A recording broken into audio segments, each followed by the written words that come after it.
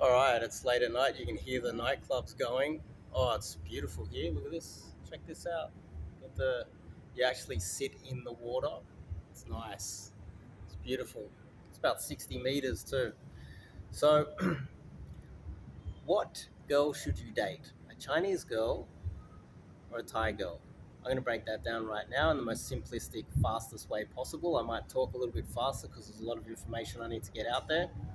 And I'm going to save the most controversial thing at the end. And trust me, it's going to get controversial from the very beginning. Which one should you date? You buy my 30-day challenge. You learn to cold approach women. You're getting out there. You're just getting into it. You get a few numbers. You get a Chinese girl's and a Thai girl's number. They both happen to be free on a Saturday afternoon. Which girl do you date? Well, if you're me, you double book like I did today. Actually, I triple booked today. I pulled two girls. I failed twice. The second one, the third one turns up at the same time because the the second one turned up late and the other one turned up early, and I just had to pick one. I ended up pulling twice and failed twice today. Look, you can't control what happens when you pull them home. A lot of guys will say you can, but you can't force that issue. You pull a girl and she's not down, it's like, okay, see you later. Anyway, you got two numbers. Which one do you go with? Let's compare the Chinese and the Thais. One, what's the first thing you think of when someone says Shanghai or Guangzhou or Beijing or Bangkok? Beijing, you think of big, big uh, political buildings. Shanghai, you think of these beautiful, the Opal Tower. You think about a lot of money. You think about 25 million people crammed into one big, beautiful, powerful city. High-speed rails, technology. Guangzhou, you think about the Guangzhou famous building as well. Maybe speaking Cantonese down there, and in Shanghai they're speaking Mandarin. Beijing women being a little bit more bitchy, a little bit grumpy. When you think about Bangkok, what do you think of? Ladyboys and prostitution. So the first thing I think of, if someone goes, someone says, "Oh, I met a Thai girl." It's like, was it really a girl? Can you tell? Are you sure? Ha ha ha. Oh, okay, it was really a girl. No, you checked. Okay, gotcha. It's the first thing that a lot of people think of, whether they want to admit it or not. Culturally, Thailand accepts the LGBTQ LMNOP people more than the Chinese. So think about that, how that changes the behavior in those countries. Now, in Sydney, the red light gay districts, they're kind of dirty. There's a lot of drugs there. It's a little bit messy. There's a lot of prostitution and all this, like stuff that we don't really like in society. And it promotes a lot of things that damage the mentality of women. And so when you think about it, if you've got yourself a Chinese girl, she's kind of shielded from that. She doesn't have that mentality. She's less likely to have gay friends. And you know that gay guys give your girlfriend and your wife the wrong idea. You can never trust a gay guy around your wife or your girlfriend. I stand by this. Never, ever, ever. They give them the worst advice. Oh, he told you to wash the dishes. Well, you better have sex with the African guy next door. Got to get every. That's my gay voice, worst gay voice. But they advise the girls to sleep with anything, and that's why it is a good strategy for you guys out there to go to gay bars, flirt with the gay guys. The gay guys will tell. They've got. They'll bring these. I forgot what you call them. These girls out that are not gay. They just come out for the fun. The gay guys will always push the girl to sleep with you. Always, if they like you and they find out that you're not gay, the gay guys will always go sleep with him. Imagine what they're doing with your wife or your girlfriend. Culturally, Bangkok, Thailand, as a whole, as a total different culture that damages the mentality of women compared to China. That that reflects on the men. Now, you know, we will say in the West we're affected by that, but when the West was only run with men like myself and not flooded with immigrants and we've been outnumbered, it was frowned upon. It's only become accepted when we've let too many immigrants in and the place has become way too liberal to the point where we become like socialist, communist nightmares. Thailand's kind of like that. They're going off a demographic cliff. The country's having a lot of trouble. And I blame, in part, the LGBTQ LMNOP and the prostitution. That bleeds into the second part of that. Chinese girls don't have to deal with that. They respect themselves a little bit more. And sure, Chinese girls look for money. A lot of girls do. But these days, they've got so much money that they date and marry for love. And I would argue that because they're successful, they're more successful now. And I'll put this up here. Maybe up here is better.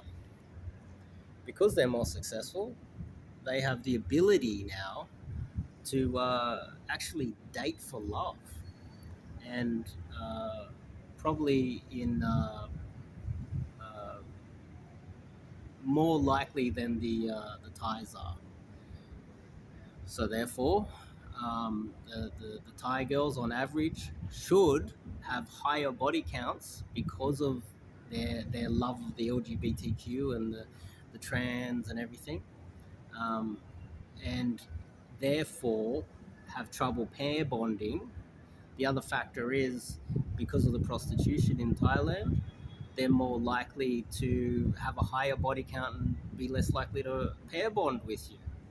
And that's not every girl, but it's a data point that you need to put into your dating strategies. If there's a little bit of poison in the water, drinking 99% of the water, you still might get a bit of poison. It's less common in China. 3 or 4 now. Some of you guys are gonna say to me, "Oh, but Thailand's developing; they're struggling." I'm gonna go to a controversial point now. Genetics, genes. What do you mean? They've been developing for what? 5 years, 10 years, 20 years? Thailand's been there, well, partly, but the genes of the Thai people in that region of the world for 1,000 years. The Chinese have been there for 1,000 years or 2,000 years as well. How much time do you want?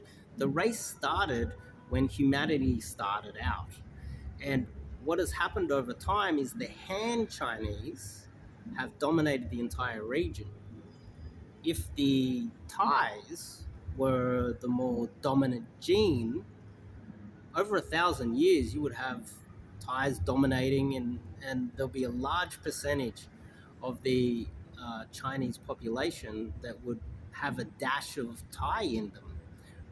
But it's quite rare. You're more likely to find, if you do genetic tests on the Thais, Han Chinese. And why does that matter? Well, what it means is that for you to be a successful man, you need a good wife or girlfriend at home. If she's a nightmare and she's bullying you, or she's not helpful, or she can't solve simple problems, then you're not going to be successful. If you have a great wife at home, it increases the chances that you will get lucky and you will be successful. But if you have an awful woman at home, you have no chance, unless you win the lotto or something. Become a hitman, I don't know what you're going to do. Become a rapper. Remember Dave Chappelle? He's like, I don't know, you're going to have to dance, you're going to play some balls, you're going to drug deal, I don't know, you just need to get out of here, you're trapped. That bleeds into then the cultural problems. They're all stem back to genes. And so therefore, and that's why I put the Chinese against the Thais, they're right next to each other. The Thais are slowly, the real authentic native Thais are slowly being um, bred out of the gene pool. Well, if you go into China, the Han Chinese are slowly dominating. That tells me that those genes are far more dominant over time. And so, therefore, if you want good kids and you want a good family, you have, on average, a higher probability of success. And sure, people are going to say, oh, they have a larger country and a larger population.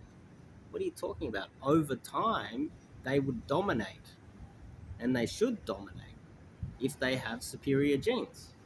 That's just how it is. Because sure, they'll have a billion people now, but the Thais over time, if they were superior, their genes would take over the next 500 years. Next thing you know, the Thais control Shanghai, but that's not the case. Um, let's move into another phase. Although Beijing women are famous for being awful girlfriends, volatile, angry, abusive, etc.,